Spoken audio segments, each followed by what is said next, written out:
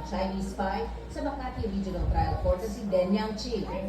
Naghain siya ng not guilty plea sa isinampang espionage o pang-espiya laban sa kanya. Kasama sa epidensitang ebidensya ay ang sasakyan na kumpleto sa gamit sa pang-espiya.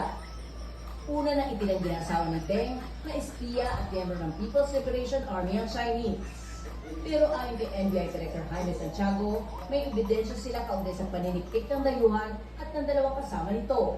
Sa isang research information and analysis platform, makikita na si Deng ay miyembro ng PLA University of Science and Technology. Yan, makikita na he is really a graduate of the People's Liberation Army University in Nanjing, China.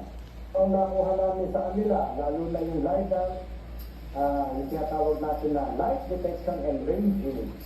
Yun ang po ay long-range, high-resolution LiDAR.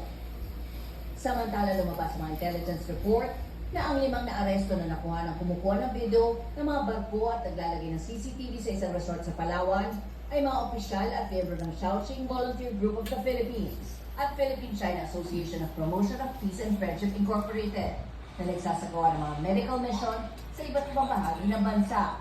Pero tingin ng NBI at AFP, fraud lang ito ng mga suspect.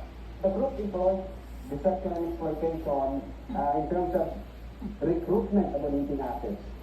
They would disguise themselves as harmless or members of a legitimate organization. They would establish contact with individuals who have access to valuable information without revealing the real identity. Pare-parehas sa kanila.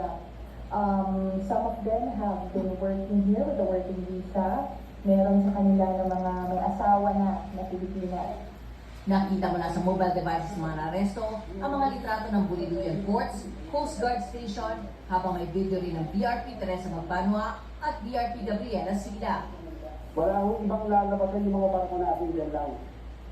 So yung kakamutan na yan, doon sila nag-attempt to